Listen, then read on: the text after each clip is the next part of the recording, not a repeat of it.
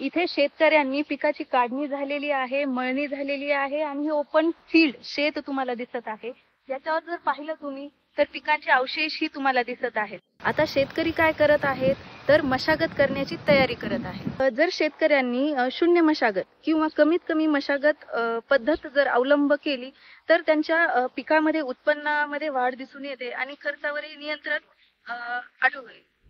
आता हे शून्य मशागत किंवा कमीत कमी मशागत जे म्हणते ते काय आहे एक्झॅक्टली आपण जर पाहिलं शून्य मशागतीमध्ये काय असतं की जमिनीची जी उलथापालथ आहे ती करत नाही, त्याला आपण शून्य मशागत म्हणतो. आणि कमीत कमी मशागत म्हणजे थोडीफार उलथापालथ केली जाते ज्याच्यामध्ये म्हणजे पूर्ण जमिनीचा लेअर उलटा सुलटा न करता जस्ट जमिनीमध्ये क्रॅक्स बनवले जातात, आपण त्यालाही कमीत कमी मशागत. जर शेतकऱ्यांनी ही पद्धत अवलंबली तर त्यांना अनेक फायदे मिळतात. जसं की आपण पाहिलं जमिनीची मशागत न केल्यामुळे म्हणजे झिरो टिलेज मध्ये जर पाहिलं आपण तर सूक्ष्म जीवांची वाढ चांगल्या पद्धतीनं होते.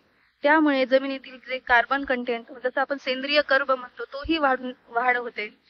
जमिनीची धूप कमी होते. जमिनीमध्ये जो ओलावा आर्द्रता जे असते ते टिकून राहतो जेणेकरून पुढील पिकांना त्याचा फायदा होतो.